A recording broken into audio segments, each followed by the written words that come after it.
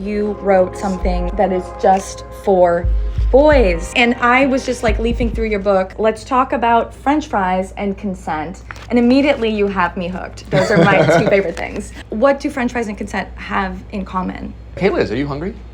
You'd say, definitely, yeah. Always. Let's go get some French fries. Does that sound good to you? That sounds great. That sounds I great. would love that. I go and order fries. Yeah. Right? What if you don't want fries anymore? I don't just like start shoving them in your mouth and make you eat the fries, right? Or yell at me, or tell me, why did you bring me bad. here? I just say, okay, all right, that might be a bummer, but I can eat the fries by myself. It's fine. Yes. Or maybe we're eating the fries and you get really sleepy. You had a few drinks, you were tired, we're eating fries, and then you fell asleep. Yeah.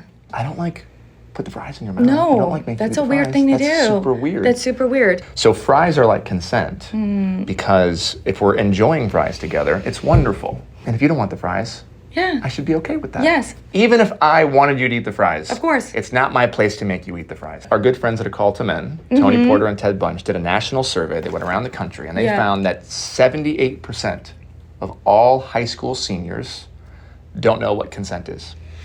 That's one of the reasons why I wrote this book. That's why this book is so important to me. And if you know a young man in your life or an old man, it's never too late to learn about fries and consent. And that was just one chapter. That literally was the chapter you just picked up. That is just one page. It's just one page. It's the book that I wish I would have had growing up because middle school and high school were torturous for me. I just want every boy in the world to know that who they are as they are is enough. And then that will help create a safer world for you. Yeah.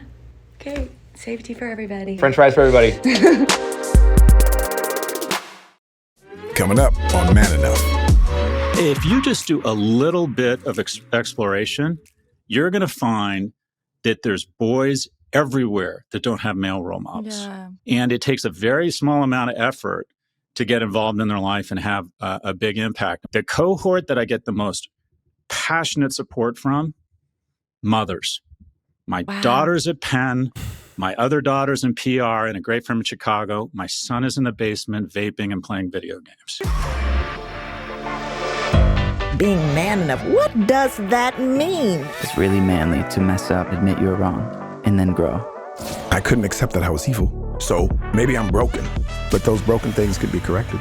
Intimacy between a father and a son is me just wanting to put my head in your lap. I love you, son. You haven't called me benevolent sexist, but my experience is women are better. Even if it's a positive, it's still not equality. I don't blame men for that. I just blame the system. This is Man Enough. Hey everybody, welcome to the Man Enough podcast. I'm Jamie Heath. We got Liz Plank. And Andy Grammer. We got Andy Grammer here sitting in for Justin Baldoni. Justin, we miss you, brother. We know that you're spending time with the family, taking some time off. But we got Andy filling your shoes. How you think you're doing, Andy? I'm trying my best. Listen, honestly, I just love long conversations about important things. I think that's the best thing about podcasts. It's just like being forced to sit down and go into some deeper thought. In a generation where I just keep going to my phone all the time. To not be able to have it on is like, hell yeah. With that, Liz, we have a guest with us today. We have a great guest. I've been demanding we get Scott Galloway, and the day's here. Yes.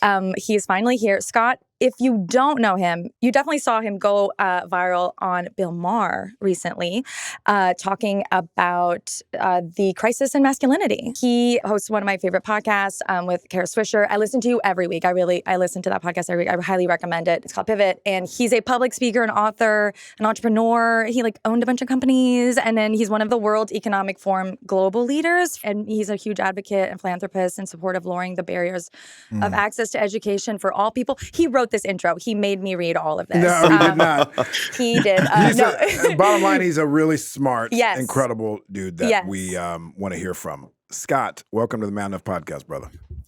Thanks for having me. So far, I'm really enjoying this. So. Great. Oh, man, it's great to have you. We are in the world of wanting to undefine masculinity ourselves. We sometimes do a good job at it. And a lot of times we screw it up, or at least I can say for myself, regardless of my intention. And the way we can get better is to have conversations with people that speak from their heart and their spirit and have actually, walk a life themselves. And then others as well that have expertise on it, that have studied it, that share it as a profession. And I think you probably have a little of both, or a lot of both, actually.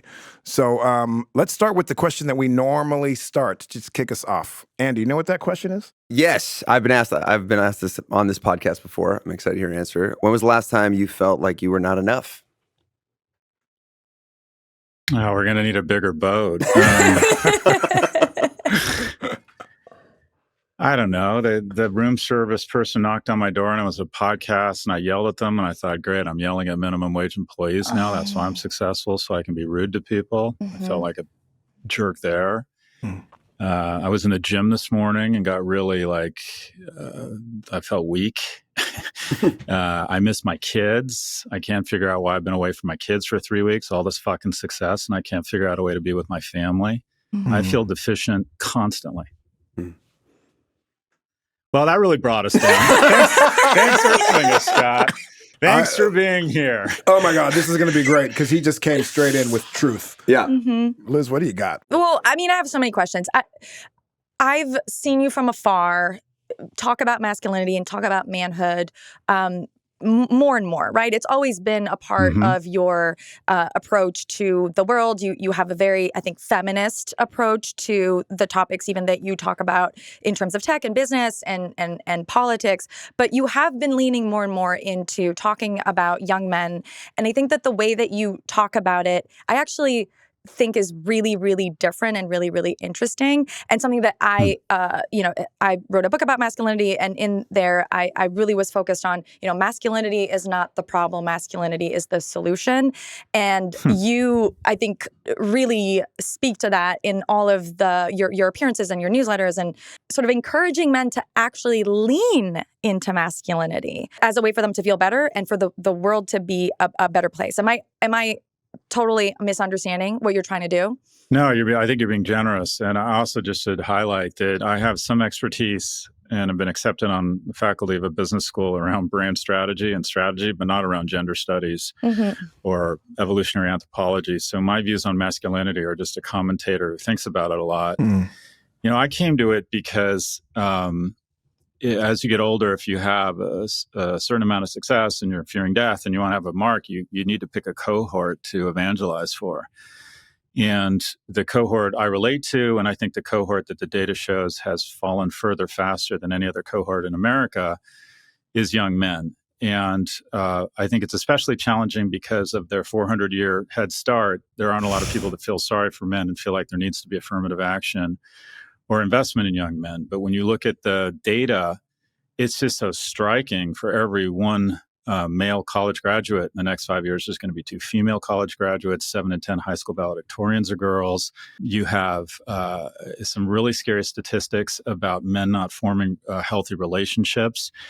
But what I try and do, and again, I'm very open to pushback here because I'm learning about this, and you've written a book on it, which probably means you're going to forget more about it than I'm going to know. But it's important to kind of define it off the bat. I think masculinity and femininity are social devised constructs. And I also don't think they're the domain or province solely of people born men or women. I have a lot of male friends in my life that demonstrate a lot of feminine characteristics. They're very kind, they're very loving. They kind of I had a friend stay at my place in Soho last week, and he shows up and he just starts taking care of me. And I think those feminine attributes are just wonderful. And I think that both men and women can demonstrate them. I think that masculinity is something wonderful that can be demonstrated by both genders. And I think it's something that's in short supply among young men. So what I try and do is say, okay, it's not a zero-sum game. You can be a feminist. I'm fiercely in favor of women's rights. I believe in equal pay. I believe that discrimination in any workplace should be pursued and legally rectified. But at the same time, I think masculinity, and I loosely define it as garnering skills and strengths such that you can advocate for and protect others. I think that is the ultimate demonstration of masculinity. And I encourage young men to say, well, how do you get to that point? And I have a series of best practices. There's no manuals. I think it's around physical and mental toughness, around kindness, around being aggressive, establishing relationships, working very, very hard, lifting heavy weights, running long distances in your mind and in the gym. But I think it's something that A, lacks definition, has been totally inappropriately conflated with toxicity. That's not true. Masculinity is a wonderful thing. So, and as a result, I think we're paying a price for it because I think a lot of young men are struggling and there isn't a lot of what I call champions for them. Love that. That was a word salad. No. No, I disagree with like all of it. I think there's just a lot of confusion. It's funny when you say like the 400-year head start, and so there's not a lot of people that are, there's not, cry me a river, I'm a guy and I'm having trouble. Definitely feels like that. But it's kind of hard to pinpoint what it is I'm supposed to be good at. I know that as a man, and the word masculinity usually in my head just comes with toxic in front of it. There's not a lot of conversations that I'm in where you're like just masculinity being like a good thing. Right. And so therefore it just gets confusing. Like, what is it that I'm supposed to be going after? What am I supposed to be doing? Which is interesting. Yeah. I love what you share. I too feel that masculinity in itself is a wonderful thing. We have these qualities that are gifted to all of humanity. Feminine qualities, masculine qualities. Anything can be used in a bad way. You can use, there's lots of stuff. Yeah. Love can be a terrible thing if it's used to manipulate someone, or at least in the disguise of love, right? So I think that's what happens with masculinity in itself. How can power, if that's considered a masculine quality, how is that used in a toxic way? That's worth discussing to me because there is a lot to unlearn maybe. I want men to be more masculine. I want men to protect women. I want men to want to be more appealing partners. And like one of the things, Scott, that you talk about is like men should be having, more sex, should be having better connections with the opposite sex. We got to talk about that one, by the way. We're going to go deep. And what I'm talking about specifically is like when it comes to reproductive rights, right? Like I actually don't think that right now is the time to say like a woman's right to choose and that's why you should be pro-choice and you be supporting women. I think that obviously is like a given. I can't think of like a worse law or a worse policy. Like if you were going to make a policy that would like prevent men from having more sex, like Roe being overturned is probably like the worst. Like me going to prison, like potentially if I have sex with a man, I feel like that's like the worst way for men to be having more sex with women. One of the most, so my book, Adrift in America in 100 Charts, the chart I find most disturbing is that if you walk down the avenue that is America and you pass a young man between the ages of 18 and 30, 1 in 3 of them have not had sex in at least the last year. And people hear the term sex and their mind goes a bunch of different directions. But I feel like the elemental foundation of any society, and also every book on happiness, I did write a book on happiness, every study on happiness all digresses to one thing across ethnicities, geographies, socioeconomic classes. And that is your happiness is a function of the number of deep and meaningful relationships you have. So I just think of sex as a key step to that elemental foundation. Right. If your religious values in your code say that sex is not something to be practiced premarital, that's up to you, but find other means of establishing deep, intimate, romantic relationships. I think we have one of the largest unsupervised experiments in history on young men, and it's porn. And I'm not someone who says you shouldn't watch porn. There's too much of it out there.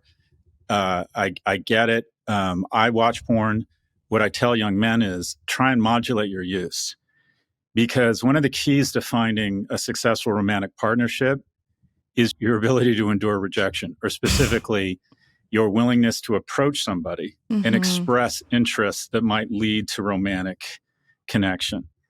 I am, and I don't say this a humble brag, it's true, my partner is nicer than me, has better character, and is much better looking. And it's a function of the fact of my willingness to endure rejection. I met her at the pool at the Raleigh Hotel. And I remember walking and saying, I committed. I said, I saw this woman. I said, I am going to speak to her before I leave. She was with another woman and another man. And to open under the noon sun at a pool without the use or benefit of alcohol is not easy. No, that is not easy. What was your line? What did you say? Really, really charming. Where are you guys from? But anyways, fast forward. It works. It works. What an operator. But fast forward 15 years later, my oldest son's middle name is Raleigh. And what I advise young men is be careful around consumption of porn, because you don't want to lose your mojo and your drive to go to your softball league, your church gathering, to work, to go out with your friends to dinner, go to a dinner party that your friends are hosting. In other words, you don't want to do anything that suppresses your drive and your desire to go out and meet people and start making your own bad porn. Because between sticking at home and thinking you're learning something on Robinhood, getting a dope hit from gambling on investing apps, playing video games, vaping, and then porn, there's not a lot of reason, or it can suppress your desire to get out and establish your own connections. And so when I say I think men need to have more sex, I think men need to be more aggressive about establishing relationships, not only romantic or sexual relationships, but friendships, mentorships, finding people that can help you professionally, reaching out to people and saying, in so many words, I like hanging out with you. I'd like to hang out more. Or would you be willing to help me? I think we're a social species, and your ability to be successful is largely a function of how many times you're going to bump off of strangers and how aggressive you are around establishing relationships. If one of the things that we're lacking in men is the ability to like go up and talk to a girl, to be cool with failure, and to go out and do this stuff, which is something that you need pressure to push you to do. It is interesting for me to look at like, oh yeah, this big thing that has changed for all of us might affect men and women differently in certain areas. And for sure, I have experience with like really putting myself out there as well as watching too much porn, and it's totally, you can see it. It takes your mojo. It takes away your like willingness to just go out and fight in the world, I would say. Now, because of some terrible, very well publicized incidences at work where men have abused their positions of power to take advantage of women, the workplace has been sort of said it's off limits. Yeah. I had not one, not two, but 3 people who worked at my firm, L2, my analytics firm, get married this last weekend.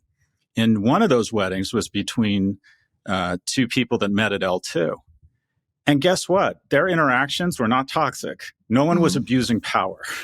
They liked each other. They met at work. Someone asked someone out for coffee, and it went from there. I think in a relationship, and I don't care if it's a man and a man or a man and a woman, I mean, you want to express desire as often as possible. I think men like to be desired. I think women really like to be desired. That's true. Yeah. And I tell men, I'm like, if you're in a relationship with a woman, anytime you think about being affectionate, every time you think about having sex, you should express it verbally and non-verbally. We want to be wanted. If you can't tell the difference between expressing interest to a woman and bothering her, then you got bigger problems. And also, it's okay to start talking to the strange woman in front of you at Starbucks. And if she's not interested, you will pick up on that really quickly. And guess what? You're both going to be fine. You're both going to get over it. But don't think that somehow you're being a toxic male when after, by trying to open conversation with somebody or respectfully ask somebody out to coffee, or when you're on a date, maybe holding their hand, or God forbid, at some point, even leaning in for a kiss, that's okay. That's okay. And men have been told not to do these things, that somehow that is some sort of aggression verging on violence. And that is just not true. And I'm not going to speak for women, but I think a lot of women would like to see men be more emotionally and economically viable and be a little bit more aggressive.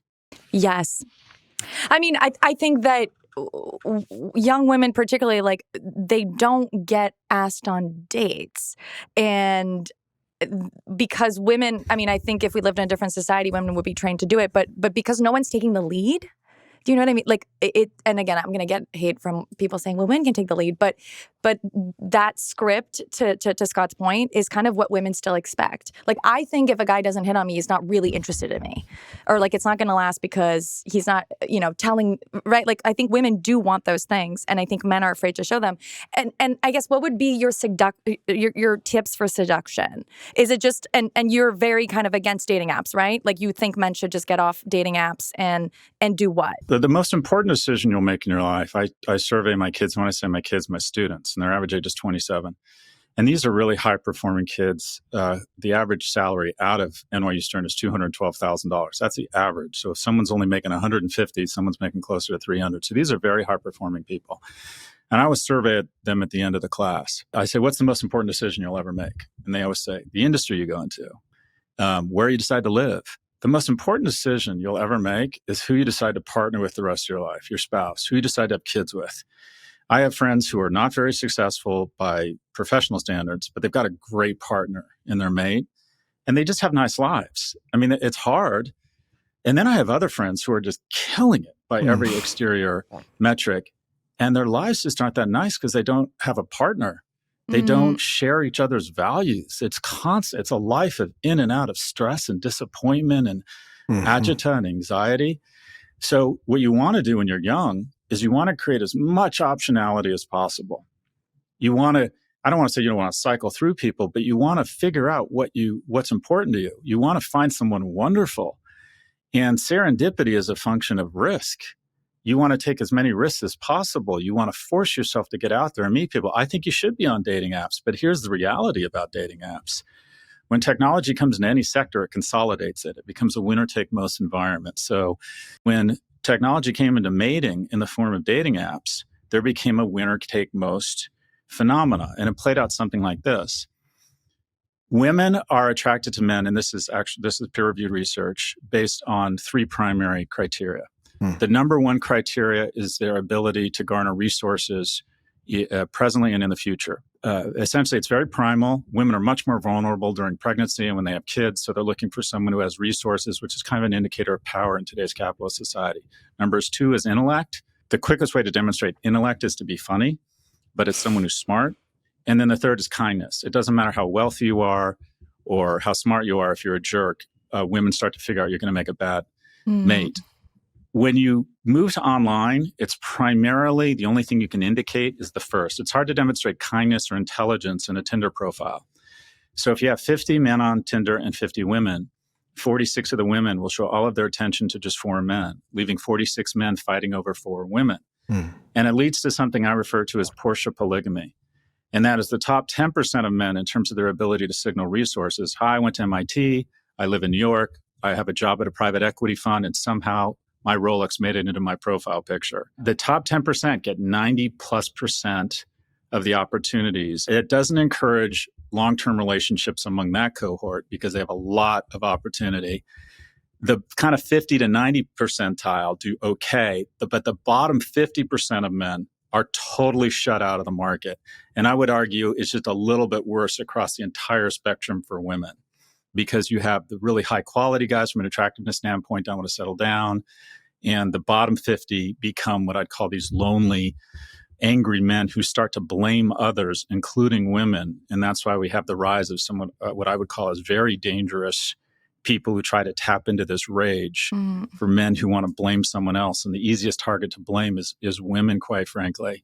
And we're producing what I think is the most dangerous person in the world in America. And that is a young, broken, alone man. The most unstable societies in the world all have that one person or too many of them, the most violent, unstable societies. And in America, we're just producing way too many of them. Young men who aren't attaching to work, they're not attaching to school, they're not attaching to a romantic partner. And this is also a sexist statement. I think that young men need guardrails more so than women. Their prefrontal cortex does not develop as early. They're more risk aggressive. They are not as good socially. They have a more difficult time reading the room.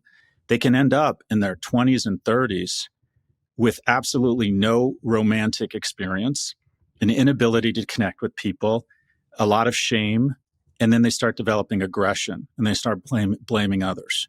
And there's a great African proverb that says, if a young man doesn't feel the warmth of the tribe, he will burn it out. He will burn it down to feel that warmth.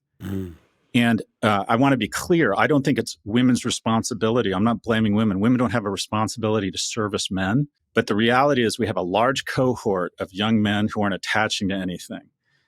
And it's going to be, in my view, a real issue, because when people don't get married, when people don't establish relationships, you end up with lower economic growth and you end up with this dangerous cohort. You know, whenever you hear about a mass shooter, we know who it is before we know who it is. It's never like some 69-year-old soccer mom. I mean, or soccer grandmother. You just know who it is before you know who it is. And what you're describing is also bad for women, right? Like women fighting for 10% of men. Women are lonely and women are single, right? Like there's, I think this is the first year ever where there's more single women buying homes alone than single men buying homes alone, and single women have lower median income. And so women are also, right, like in pain in this scenario. But I guess they're not going out and like shooting up, massage parlors. And so we don't maybe address it in the same way. But it's like, no, we want desperately to connect with men. We want to get married. We want to buy a home with someone. Like, how do we, form relationships in this kind of environment? I think that's a key distinction here, and that is men failing. It's not women's fault. Right.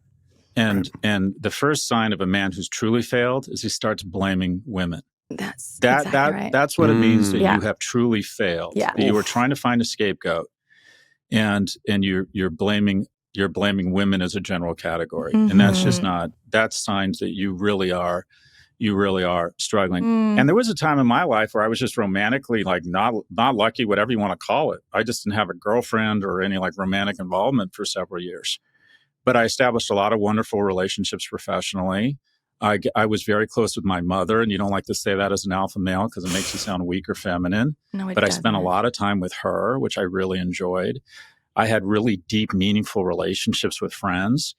So, what's unfair for women is that their success or failure is disproportionately judged based on their success romantically. Yeah. And that if they don't find a romantic partner, somehow they've failed. And a lot of women are saying, I don't want to wait for men. I have not been able to find a man who fits my criteria or meets my criteria. So I'm going to freeze my eggs. I'm going to do my own thing. I'm very good at what I do. And there's no reason I can't be happy and have a kid on my own and be financially secure on my own. I'm like, right on, sister. The responsibility here is for society to recognize there's a problem, that we all want more economically and emotionally viable men. For young men to step up and say, these are the best practices for establishing, real productive masculinity. And also for men my age to recognize if we want better men, then we have to be better men.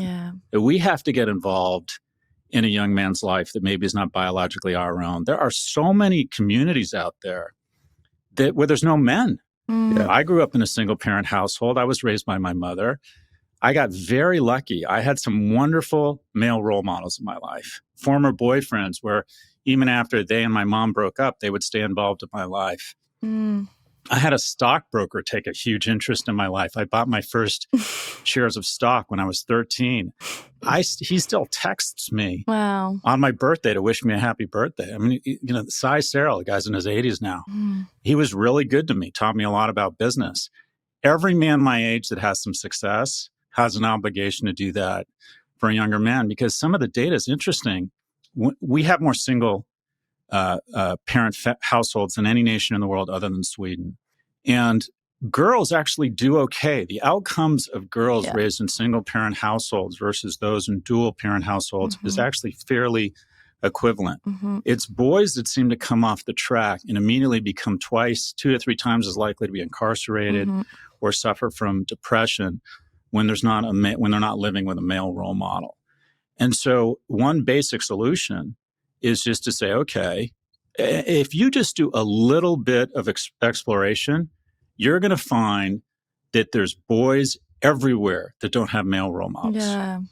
You're going to find them everywhere. And it takes a very small amount of effort to get involved in their life and have a big impact. And whenever I'm talking about this, I get pushback from a lot of young men say I'm calling them incels and being very disparaging. 2, feminists don't like it because they think I'm placing the obligation on them that it's like, oh, God, it's our fault again. Thanks a lot, Scott. And I can understand how they would interpret that, although I'm trying not to say that. The cohort that I get the most passionate support from, mothers. My daughter's at Penn, my other daughter's in PR and a great firm in Chicago. My son is in the basement vaping and playing video games. Right. And can I add, why aren't you hearing from the dads? You know, and I don't mean that as like a disparaging thing, but the mom, what the mom can do to affect her son is going to be different from what the dad can do to affect his son. You said it right with mentorship. There's not as much of an interest or curiosity when it comes to men helping boys and sort of passing that. And I don't know what that is. You know, men are I mean, statistically less likely to volunteer, less likely to be involved in their community. In that way. But yeah, I would love like dads to be saying, wow, thank you so much for saying that, and be involved and invested. I think more dads are because you asked them, why aren't dads? Is that your experience, that dads are not doing it as well? Oh, no. I mean, I think what I'm saying is if you're talking about single parent households, of which we have more, that's Latin for it's mom and the kids. Correct. Right. 85% of single parent households, it's the mom, it's a female who's the head of household. So, and also 70 to 80% of primary school teachers, K through 6, are women. Mm-hmm. And naturally, and this is totally understandable, who are they going to champion? Right. Who do they identify with, see themselves in, and keep a bit of an eye on? Young girls. Mm-hmm. High school, 2/3 of the teachers are women. On a behavioral adjusted basis, boys are twice as likely to get suspended. A boy and a girl get called into the principal's office Tuesday and Wednesday for the exact same infraction. The boy's twice as likely to get suspended. If he's a black boy, he's 5 times as likely to get suspended. And once someone is suspended 3 times, they're not going to college. Right. So right away, from like literally day one, we're kind of setting boys back. Mm-hmm. And it's an interesting conversation.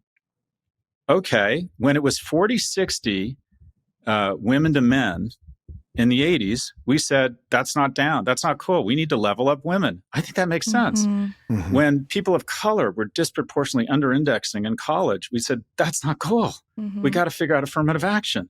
And we did it. And we helped. And that's helped a lot. They still are well behind in terms of household income, and we need to address that. Yeah. The group in society that under-indexes most in college right now is white males. And there's no call whatsoever to level them up. And I'm not recommending there should be affirmative action for men. I think the best solution, and I do want to talk a little about solutions, would be a massive investment just in younger people who have seen their wealth as a percentage of GDP get cut from 19% over the last 40 years to 9%.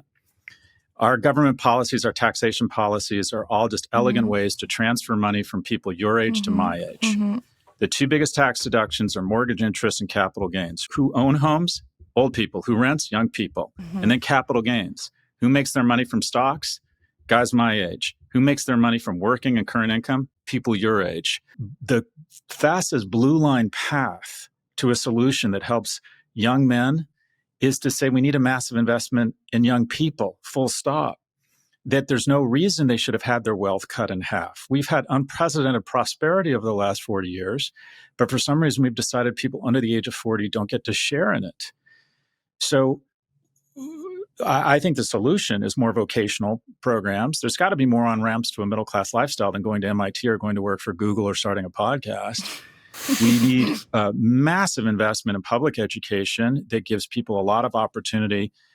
I was born and raised, son of a single immigrant mother. Our household income was never over $40,000. When I applied to UCLA, the admissions rate was 76%. The admissions rate this year will be 6%. Mm-hmm. We can scale Google 28% a year. We can scale Salesforce 40% a year, but we can't scale the University of California 0.6% a year. It's amazing how many statistics you have in your head. It's incredible. It's drugs. What is it? I forget the percentages, but the percentage of female teachers or teachers that are female in the first kindergarten years, right? Or formative years, elementary school. And you had said that the teachers obviously see themselves in little girls, so there's going to be a different relationship than that of boys. So it seems that girls from a young age are constantly, in one way or another, whether it's home by mom or whether it's in school, have some sort of guidance, someone that looks like them and represents them and might help shape and mold them, whereas boys don't have it as much. For one reason, either they have a home that's broken, so their father's not around as much. They go to school, they don't have teachers that are men that help them mold them and see them. So if you have a whole life of that, and you have my sister who's been around women her whole life that have helped mold her, when she gets 20 and you take me who didn't have any men, I did, but if I didn't, then wouldn't a woman generally be more prepped for society than a boy would be if he didn't have anyone to represent him that he didn't see in himself? And I think a lot of time is spent in school, and if you don't have those role models, how else could you develop? And the reason for that, by the way, the reason why there's not a lot of male teachers is the patriarchy. It is of course, sexism. I wasn't judging it. I'm just saying, I know. at the end of the day, does that contribute to Right. why I believe why when I see 10 boys at 20 compared to 10 girls at 20, is that part of the reason that I always say, man, these 10 girls at 20 just seem better humans than these 10 boys, and it's because they've had nurturing. A lot of my cousins and boys grew up with not a lot of male role models, whether in school or in this case. And the ones they did have was in sports and was like, be tougher, be this, be this, be this. But the nurturing ones, they didn't have a lot, whereas they spent a third of their time in school. You take away male figures, you take away the need to go connect with someone because you can do it alone in your room at this high level of intensity. And it's not a surprise as to why you have a lot more men that are not doing it. We have done a good job, and there's still work to be done, but creating organizations, whether it's mentorship programs for women, they're better about that than men are. And also trying to recognize that we didn't have enough women in college. Despite the fact that they demonstrate many of the attributes, they're generally more disciplined. There's still, part of the reason that not as many men are going to college as women is that there's sexism on the other side. And that is, men are more comfortable with trades jobs and can make more money and have more opportunities with just a high school degree. So women, if they want to get anywhere, have to go to college. Right. So there's a lot at play here and a lot of nuance. And so where I always end up is, how do we just level up all young people? We need to dramatically expand the number of freshman seats such that we can have more women, have more people of color, and have a lot more men. And I think we're just all going to be better off if we have more, like I said, emotionally and economically viable men to play a more productive role in our society. And I think most people, when they think about it and they have a young man in their life and they see that from a fairly early age, if they don't have a father who's present in their life, that they're more prone to kind of coming off a little bit off the rails. And that we need to try and course correct and get involved in their lives. Yeah, and research on Black boys shows that having not even just a father inside the home, but having fathers inside the home in their community changes so much in terms of, everything you said about, incarceration or even predicting how their income will go. And so I think, that community building is so important. And, we talk so much about income inequality between men and women, between white people and Black people.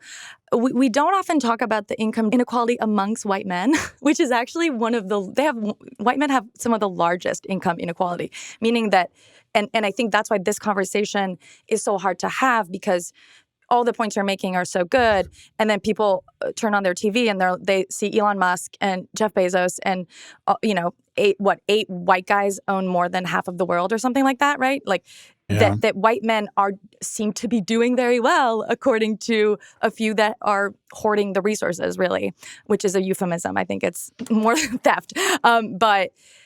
I think it's that too, that white men, if you look at the total resources that they have, they're doing okay. But the way that it's distributed is very unequal. Yeah, median versus mean. You brought up Black families, and I want to be clear, it's hard to acknowledge there isn't systemic racism economically when the average white household has $150,000 in net worth and the average Latino and Black family is somewhere around $20,000. I mean, we still have work to do. Right. We also there are just Black communities where there are no men. And I think we should be thinking about creative solutions. When we've had prison release programs, when we had them during COVID, when we just let out a huge number of prisoners, crime in those neighborhoods went down. Right. Because there were more male role models who said to the young men, don't fuck up like I did. Right. And an interesting solution to look at is perhaps a mass release program of nonviolent offenders. Yeah. We're all freaked out about an American serving an unfair sentence in Russia for marijuana. How many men are in prisons in the U.S. serving unfair sentences for marijuana charges? But because they don't play basketball, we're not all up in arms about it. That's going to get me shit. Anyways. It's all right. Both are important, right? And I think you're entirely right. All of the data is supports what you say. And there are 2 million missing Black men. I think that's the scary statistic of when we talk about Black men not in the homes, it's incarceration. It is mass incarceration that's disproportionately responsible. I think it's an interesting time, actually, because you have all this data that is now showing where we're at, which is kind of a new place. I don't know if we've been here before. I don't know if you could. Is there history? Have men been here before? Scott, tell us. We've never had young men. Well, I mean, a few things. For the first time, I'll give you a first. It's a really unfortunate first. For the first time in history, a 30-year-old man or woman isn't doing as well as his or her parents were at 30. And the ultimate compact with any society is the following. If I play by the rules, my kids are going to do better than me. I mean, can you imagine anything more heartbreaking for the family when the parents worked hard and did well, and the kids got probably more advantage, at least starting out, and the kids aren't doing as well? And usually they're living at home. More than 50% of young men under the age of 30 are living at home. Yeah. So you got a constant reminder of your shame called mom and dad. And if you don't get out of the home soon and you don't establish some skills, you kind of enter into this downward spiral that it's very hard to break out of. I was wondering if has a lot to do with in more recent generations, because now I'm 52 now. So when I was up until 10 years old, I was outside building relationships, kind of what you were saying earlier. I was doing things. I didn't have the PlayStation at home to keep me at home. There wasn't porn. It wasn't as accessible as it is now. It was a Playboy in the garage. Exactly, right? So right? you didn't. So you, in order to develop, you built relationships and were out and doing things that help us grow and develop. And now, here we are, and there's so many things that are keeping kids at home in the basement, and calling you saying, "How do you get my son out of the house?" Right? So is that maybe a product of that? You see it, so that now our boys are not. Our whole point is to bring forth an ever-advancing civilization, right? So that our kids are better than us. How can they be better if they're not developing?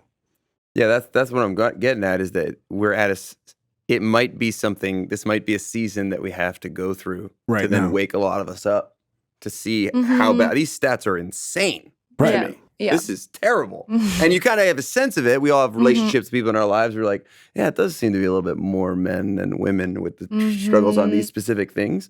But maybe this is something that needs to happen to get us to go like, okay, let's go. Like I like a lot of what you talk about can be really inspiring. Like I believe in men. Yeah, we're dope. Yeah. If we can get our mojo going, and it is really important though to be ringing the alarm going, at the moment we're not.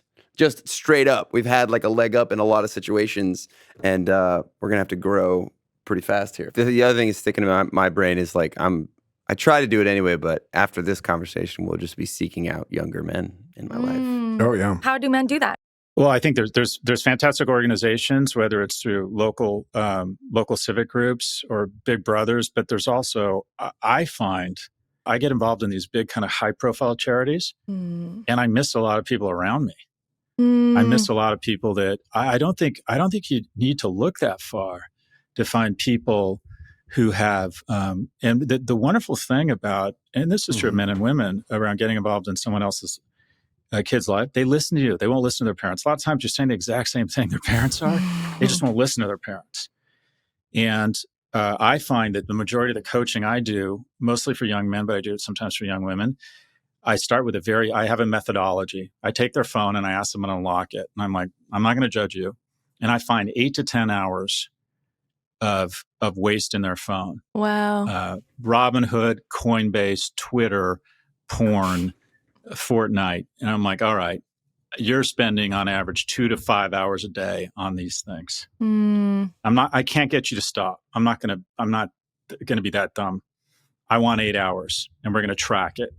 And every time I meet with you, you're going to give me 8 hours back. And the first thing we're going to do is we're going to put 4 hours into physical fitness. I think that's a gift. I think every person under the age of 30, especially every man, should be able to walk into any room and feel confident that if shit got real, they could kill and eat everybody or outrun them. I think that will make you feel. I think that'll make you feel happier, stronger, more attractive to mates, kinder. You know, you're less likely to get into a fight when you feel strong because you can de-escalate the situation. Yep. You're more prone to feeling kind and wanting to protect others. You're less prone to mental illness. You'll live a more healthy life. And then we're going to take 4 hours, and if they're not working, we're going to do nothing but look for jobs. And it doesn't matter what the job is. It can be anything. You need to start making money. We're going to start making money because money is a wonderful thing in a capitalist society. Get excited about money and get excited about fitness. And I have that one trick. That's it. And they're receptive to it, and it works really well, and it's actionable. But the moment you put out any sort of vibe where I'm interested in coaching young men, it is not hard to find them. Yeah. It is just not hard to find them. Yeah, that's right. And what have you learned about yourself through coaching young men? Like, what have you learned about masculinity? It's an interesting question. I didn't realize how prevalent marijuana was in vaping. I can't get over how much kids are vaping, especially marijuana. And I'm shocked at how socially stunted young men are. I considered myself, I was a late bloomer. I didn't have sex till I was 19, but I had dates. I went out. I was 6'2", 140 pounds with acne. I looked like Ichabod Crane with bad skin. But I still figured out a way to have dates. I still I developed a sense of humor, and I would occasionally ask a woman out and went to the prom. And you meet a lot of these young men, and they're just totally like isolated. They'd rather stay home and do something else. Yeah. They'd rather stay home and watch Netflix or whatever. Yeah. A lot of these kids had their 11th and 12th grade at home because of COVID. Right. So like, where do they socialize? Wow. So much in there. So much. And I think it's important to talk about the benefits of mentorship and service in general, right? That helping someone else always helps you, right? Yeah. Like it's a reminder, any recovery program, being a sponsor, people will always say, it helps my recovery to be, a sponsor. That's right. And I think I think women feel more of that responsibility because it's not an equal playing field, to sort of give back to other women. But I think, if we can ingrain that with men, I think it's a really good point. I think that you see it in communities where we actually mentor specifically young boys, but the girls as well. We have in our community, we have a junior youth program that goes on. We have children's classes that go on. That's done by the community to talk about elevated concepts, to talk about compassion and sensitivity and love and forgiveness and strength and how to all the things that make us human, right? I love that what you're doing, man. I love that you are a man that's dedicated to this. And you had said in the beginning that this isn't necessarily your field of expertise, but yet you could have fooled me. Clearly, you're an educator. I think you dropped a lot of information and knowledge for us to think about and for our listeners to think about. I think my favorite thing, if you're a man that's listening, I don't know, but maybe it's just me or men in general, like it's kicking off in me a fucking competitive spirit. Mm-hmm. Yep. Like it makes me go like, whoa, guys, we are not the losing team. Yes. Not in a shitty way, but in like a, come on. Yeah. Let's go. Like, what do we get? Like, what the hell? Like we all, especially because I'm 38. So it makes me go, what can I do to help younger men? Like we got to do more because it's really good to hear stats that I wasn't totally aware of how bad we're doing. Yeah. Not in a put you down way, in the way that when you're on the sports field and someone goes like, you're down 30, right? Like 30? Right. Whoa. Right. Then this needs to shift. Like, we don't lose by 30. It's not that it's a competition, but like that can be what you're hearing, as opposed to like, oh, darn it. So thank you for kicking that off of me. I appreciate that. Yeah. Yes, sir. And thank you for Sure. I think, and the point about sex, I think the language you're using actually is reaching people that I'm certainly not reaching, and that a lot of there's a lot of men out there who are being reached by people who won't be named, who have other podcasts. And I think that you have filled this really important gap. And so I encourage you to continue in that direction. I'm so happy that you exist, and that I can point men to your direction. And I hope you speak more about these things. Really appreciate you coming on. Busiest man on earth. That's Took right. some time. And as we wrap it up, hardly. we ask a question that we always wrap up our show with. Sure. Let's see. I think, have I asked it We yet? should ask him when he cried. I want to know the last time Scott cried. Oh my God, ask him. When's the last time that you cried? Watching Modern Family on the plane out to Las Vegas. Oh. I cry probably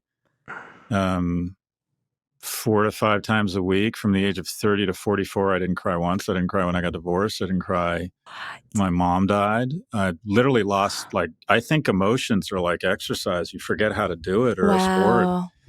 And I didn't cry. And then I remember I started, something happened and it triggered an emotional response. And I remember thinking, this feels really good. And I encourage men, it takes practice to be good at anything. And, try and laugh out loud. Like, I stopped laughing for 10 years. I kind of forgot how. I had this weird fucked up sense of masculinity that guys don't really laugh out loud, or they don't cry. And I stopped crying and I stopped laughing for like 15 years.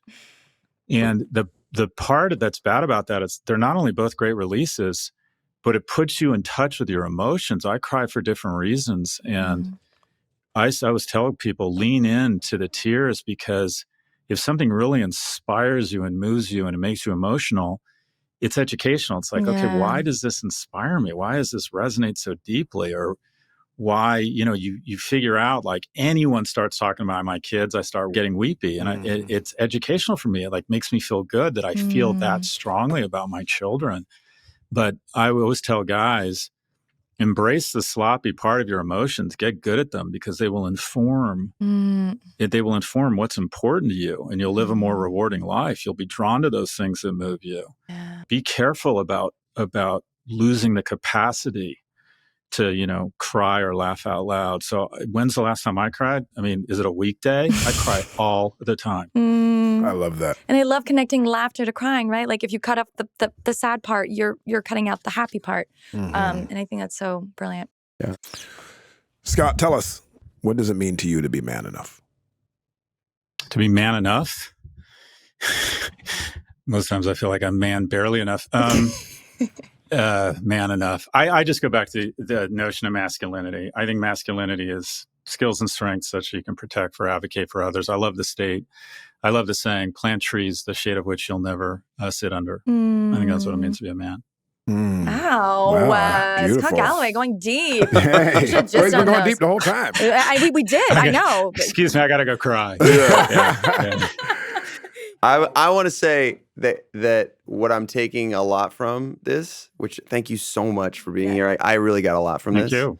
Is that we as men have never been here, which creates an opportunity to be something we've never been. We've never been this place before. We've never been this far behind as young men.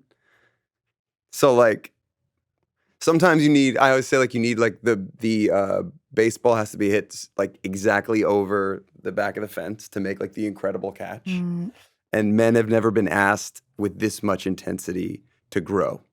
And so there is a story here that could turn out to be that we just do it. And we figure out a way to do it. And I hope that's how this goes. It's fun. I love that. Might take a minute. Thanks, Andy. The three of you, it'll be fine. Well, Thank we you. don't need to tell you this, but you indeed, as far as we are concerned, you are indeed man enough. No, thanks, man. Really enjoyed you. Yes, brother. Thank All right, you. Thanks so much. Congrats, Jamie, Andy, and Liz, on all of your success, and thanks for hosting me. Thank you for thanks so coming. much. We really Sending appreciate love, it. Sending love from Justin as well. If you like what you heard, You can follow us everywhere you get your podcasts. It's free everywhere. Podcasts are available. And the website is manenough.com/podcast. You did it. Justin usually does this part. But Justin's watching it's going men's like, work. they can't get I don't the do website male right. labor. I do enough. There it is. Oh, that is right. You do enough. All right. It's been great. Thank you so much, Scott. We'll see y'all next time. I'm Jamie Heath. I'm Andy Grammer. I'm Liz Plank. And this is Man Enough.